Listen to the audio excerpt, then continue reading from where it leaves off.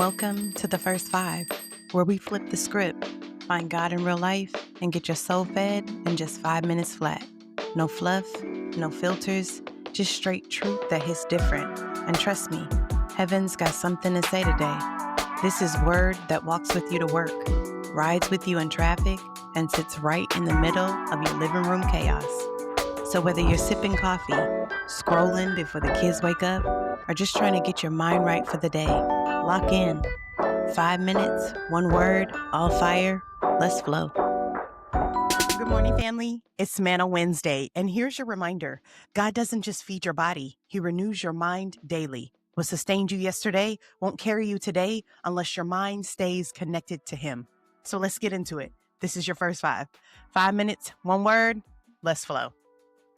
So listen, have you ever opened your phone to check one thing and 45 minutes later, you're watching a video about somebody pressure washing their driveway in a whole nother country? How did we get here? Okay. You don't even remember why you picked up the phone in the first place. That's what distraction does. It hijacks your attention and rewires your focus. Teens going on TikTok for one video and missing your homework deadline. Ooh.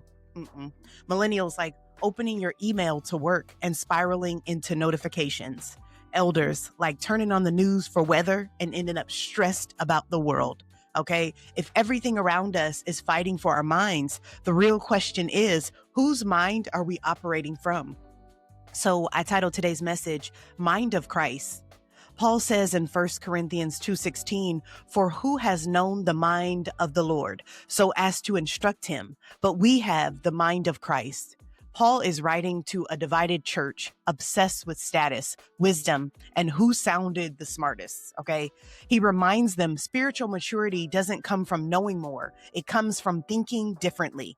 The mind of Christ is shaped by humility, obedience, sacrifice, and love. See Philippians 2:5-8. Culture says, react fast, clap back quicker, protect your ego. Christ says, pause, discern, love deeply, and obey faithfully.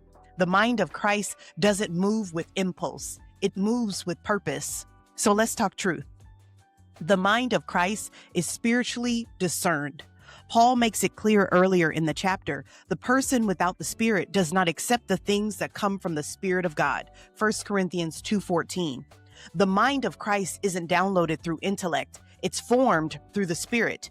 Jesus consistently discerned moments others misread. He saw a cross where others saw failure. John 12:24. He saw a woman's faith where others saw her past. Luke 44-50. If your decisions are only driven by logic, fear, or convenience, you may be informed, but not transformed. It's like trying to read spiritual truth with the brightness turned all the way down. You've got the screen, but you're missing the clarity. And my second point, the mind of Christ resists cultural formation. Romans 12:2 reminds us, do not be conformed to this world, but be transformed by the renewing of your mind. Empire trains us to think in dominance. Consumerism trains us to think in accumulation.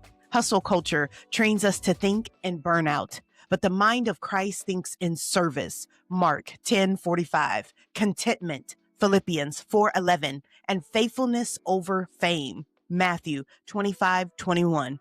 Culture says, think bigger about yourself. Christ says, think deeper about God and others. It's like noise canceling headphones. When you put on the mind of Christ, the world doesn't stop talking, but it stops controlling you. And lastly, the mind of Christ shapes how every generation lives. Paul doesn't say pastors have the mind of Christ. He says we do.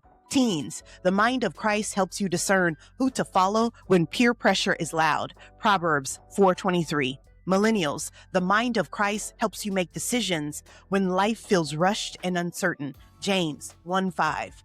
Elders, the mind of Christ gives wisdom that anchors families and communities. Psalm 92:14.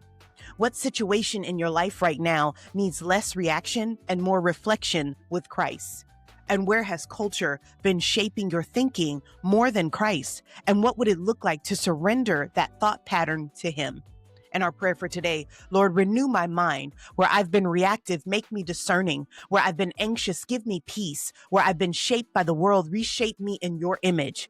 I choose the mind of Christ today. Before reacting today, pause and ask, is this my impulse or the mind of Christ?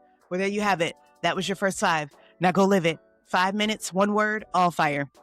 And don't forget to like, share, and subscribe. And remember, you don't have to think like the world when you've been given the mind of Christ. I'll see you back here in the morning.